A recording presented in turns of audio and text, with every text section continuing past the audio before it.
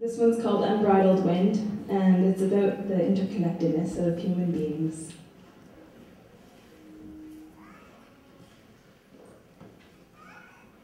This morning, I was awoken by the wind. She knocked down my door with unusual force. Unbridled, she climbed inside me, smiling wildly as she friskily untied me. Mouth agape, I waited shapelessly for her to unbuild me, with stories of feathers and clouds and dust. With long, cold fingers, she traced lessons in impermanence in the deepest regions of my nothingness. She licked gritty saliva over pores I had never known, but that had been yearning for some kind of touch.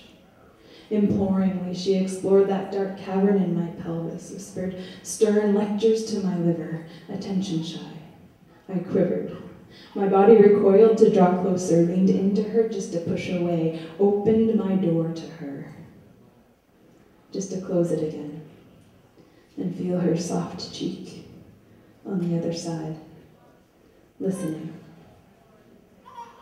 In that moment, her ear on the door, my hand on the knob, I thought, I've been here before.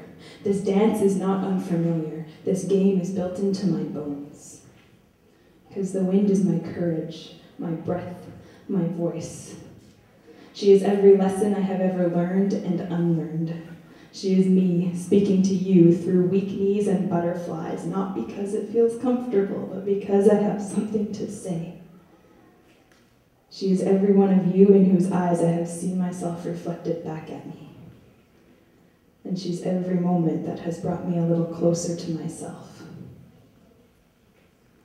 Sometimes she's too much for me, all swirling dervish, making me excited and nervous at the sight of my own power. So I close the door, and I turn up the noise, and wallow for a while in the bittersweet comfort of complacency, of wine on weeknights and sugar-coated altered states, transitory guilty pleasures like sex that frankly could be better. She does nothing but listen. Steadfast from the other side, she listens so hard I catch my reflection in her ear through the door. And it reminds me of that night when, after slowly undoing each other, your ear on my heart, my hand on your hip, you listened so intently that I caught my reflection in your ear through my ribcage and thought, I've been here before. This journey is not linear, and it started ages ago with feathers and clouds and dust. And each time we come together, I am one layer more awake, one layer more exposed, and one layer more vulnerable. And as we spiral together, each time a little closer to ourselves, we are always entering each other more deeply. And sometimes that's really scary. So I close the door and turn up the noise and wallow for a while in the bittersweet comfort of complacency. Yes, I've been here before and I'll be here again, because we are nothing more than extensions of one another, playing with the feeling of togetherness after distance, of isolation following intimacy. We are always inhaling just to reach the next exhale, always chasing untainted bliss just to remember it can never exist. We are always waiting for the wind to lift us up and break us down again.